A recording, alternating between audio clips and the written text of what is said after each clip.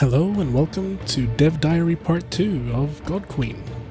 I am Robin, also known as Grimcore, Valheim artist by day and God Queen developer by night. A lot has happened since the last Dev Diary, big changes to several areas and systems, so let's get started. The first boss, Yuenna the Jailer, is now in the game and will be the first gatekeeper in your progress through the Citadel. Fixed some stuff on the save system, so it actually saves correctly. I also created a starting screen with simple menus. A new enemy type, the Savage, has joined the Forgotten Warriors. She is big, hits hard, but walks really slow. Her attacks will knock you back if you block them. When she manages to land a hit on you without you blocking her, you are knocked back very far. She's got lots of health, but she doesn't care for blocking, so feel free to land as many strikes as you can within the window of opportunity. No more annoying stamina. Yes, I've finally given up on stamina as a resource in combat.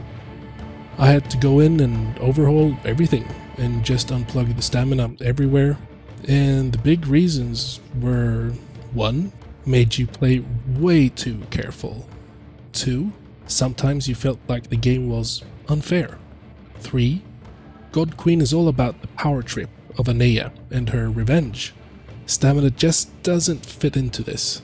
Nothing should actually hold you back from jumping, sprinting, sliding, and doing attacks on top of all the actions. Basically just felt weak having stamina.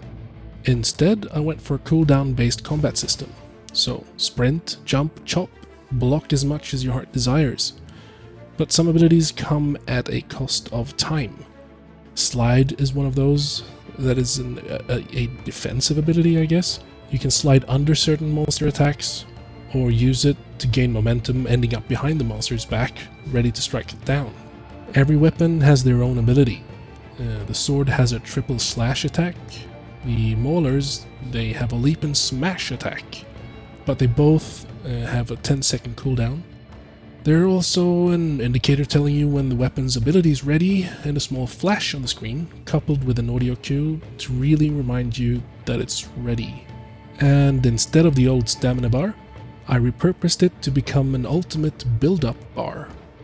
Ultimate abilities are very strong and take a long time to charge up, but as I want to encourage the use of it in combat, and not just save it all the time, I made every damage strike you land to build up the bar, and every kill fills it up a little bit as well.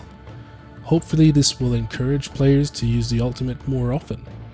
Also, the plan for ultimate is that you would be able to get many different ultimates, and it's not attached to weapons.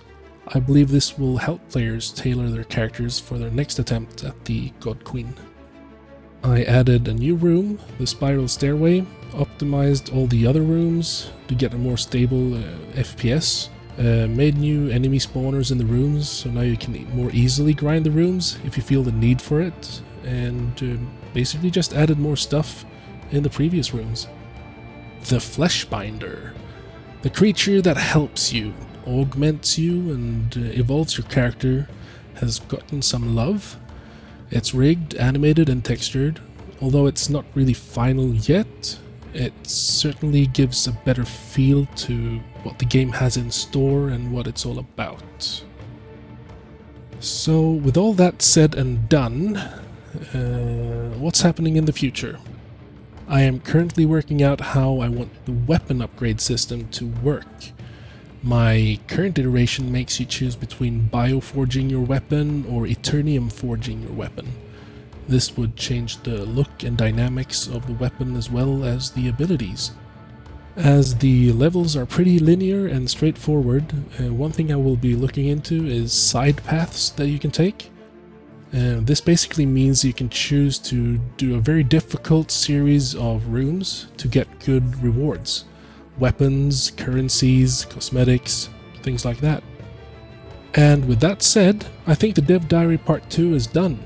Thanks for listening and checking this out. If you have any questions, please feel free to type in the comments and give a like if you like this. Bye.